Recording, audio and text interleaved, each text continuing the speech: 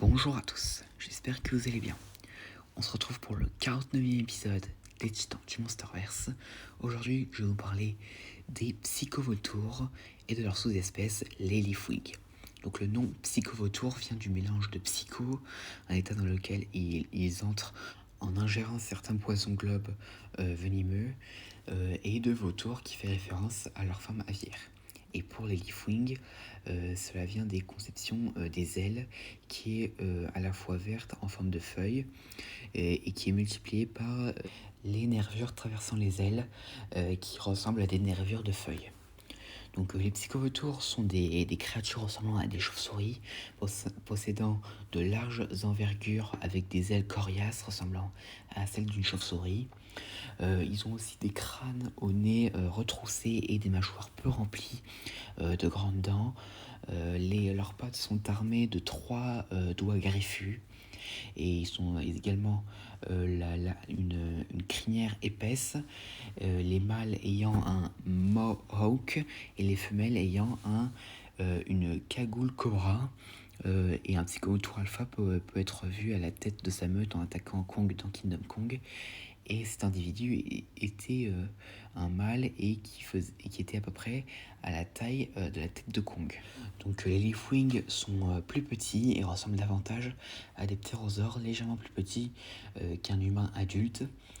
Ils sont de couleur verte avec des têtes jaunes, des ailes oranges et de longs museaux en forme de lance ouverte de bords déchiquetés, qui fait un peu penser à un Onchoprestis.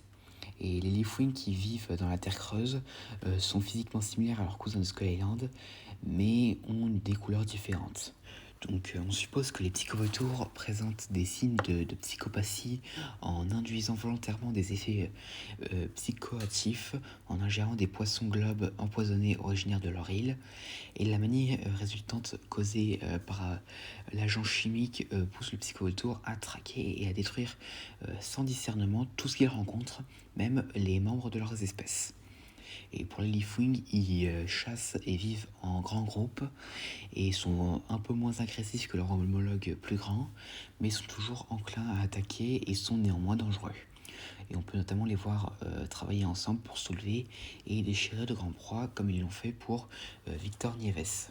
Alors, pour ce qui est de leurs histoires, dans Kong Skull Island, les personnages principaux ont rencontré des psychovautours à plusieurs reprises, et donc ce sont des Leafwing, mais n'ont pas vraiment un rôle très important. Et Preston Packard en a notamment tué un en lui tirant dans la tête. Et donc du coup, son groupe, suite à ce moment-là, s'est enfui. Et ensuite, à un autre moment, Victor Nieves est tué par des Leafwing. Et plus tard, un autre groupe de Leafwing était présent dans le repère des rampants du crâne. Et finalement, ils ont été éliminés par James Conrad et Hank Marlowe. Dans Skull Island Birth of Kong, un troupeau de psychovautours attaque Aaron Brooks et son équipe et les forçant à quitter leur avion et donc se retrouvent sur Skull Island. Et plus tard, après que Kong ait tué un Sirenjo qui a attaqué l'équipe d'Aaron, des psychovautours et une meute de chacals arrivent et se nourrissent de la carcasse. Donc, dans Godzilla 2, Roi des monstres, des Leafwing ont quitté Skull Island et se sont rendus à Boston et se sont inclinés devant Godzilla après sa victoire sur Ghidorah. Donc en 2021, une horde de psychovautours attaque Kong alors qu'il tentait de sauver un scarebuffle piégé sous un arbre. Donc en se servant de l'arbre qu'il avait soulevé pour sauver le scarebuffle, Kong se jette sur les psychovautours attaquants, en écrase plusieurs dans le ciel, et l'arbre s'enflamme après qu'un psychovautour l'ait involontairement allumé après avoir tiré un éclair depuis sa bouche. Et Kong utilise ensuite le bout de bois enflammé pour incendier plusieurs psychovautours. Et après avoir subi de lourdes pertes, les psychovautours restants s'envolent.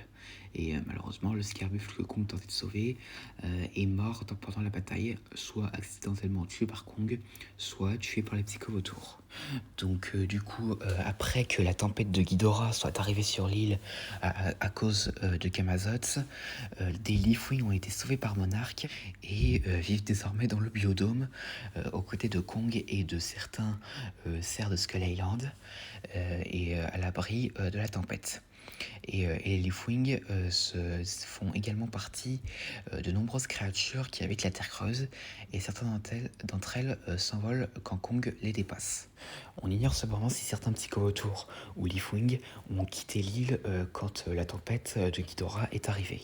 Donc pour ce qui est de leur capacité alors, les Leafwing utilisaient de l'agent anesthésique qui au passage se trouvait dans leur bec en forme de lance, ce qui réduit la sensibilité de la proie à la douleur et permettant ainsi aux Leafwing d'attaquer et de manger cette proie sans contestation ni résistance de cette victime. Donc les Leafwing sont aussi capables de se percher sur un arbre sans feuilles et utiliser leurs ailes comme camouflage pour se cacher des proies et des prédateurs. Donc les Psychovautours peuvent utiliser l'écholocation pour trouver leur proie et peuvent aussi émettre des éclairs d'électricité provenant de leur bouche et le boulon est assez puissant pour provoquer des incendies massifs s'il est près sur du bois. Et donc du coup bien sûr les Psychovautours et les Leafwing sont capables de voler. Donc les Leafwing descendront comme des oiseaux de proie lorsqu'ils verront une cible éloignée du groupe pour l'amener vers le ciel, comme le montre l'un d'entre eux qui a traîné Victor Nieves du bateau de Hank Marlowe. Et ce sont aussi des charognards qui se nourrissent de la mort d'autres prédateurs. Donc les Leafwing et les Psychovautours peuvent voler dans les airs à de grandes vitesses. Donc les Leafwing sont également assez forts pour porter les humains adultes avec leurs serres, ainsi que pour arracher facilement les membres d'un homme avec leur museau pointu. Donc les Psychovautours sont intrépides au combat et se battront contre les créatures les plus grandes, comme Kong par exemple, sans hésitation. Donc, et les influx nerveux des Psychovautours leur permettent de développer une forme de vision thermique qui leur permet de localiser leur proie dans l'obscurité. Donc maintenant passons aux anecdotes.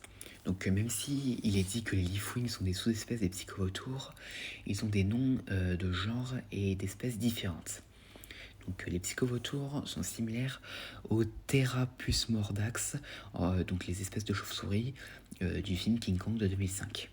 Et la scène où les Leafwing enlèvent Nieves et le dévorent en l'air est similaire à la scène du film Pitch Black où les Bioraptors emportent une femme et la tuent en l'air. Donc les Leafwing étaient à l'origine basés sur les raies pasténageuses. Et certaines marchandises se réfèrent à tort aux Psychovautours comme des ptérodactyles, même si ce ne sont pas des descendants de reptiles volants ou autres. Et les Leafwing sont au passage les plus petits kaiju connus du Monsterverse, étant seulement plus gros que la guêpe géante et des fourmis géantes de Skull Island. Et donc voilà, c'est tout ce que nous avons des Psychovautours et des Leafwing. Et donc nous verrons s'ils réapparaîtront à l'avenir, mais je pense que c'est assez probable parce que depuis Kong Skull Island, ils sont toujours apparus dans les films du Monsterverse.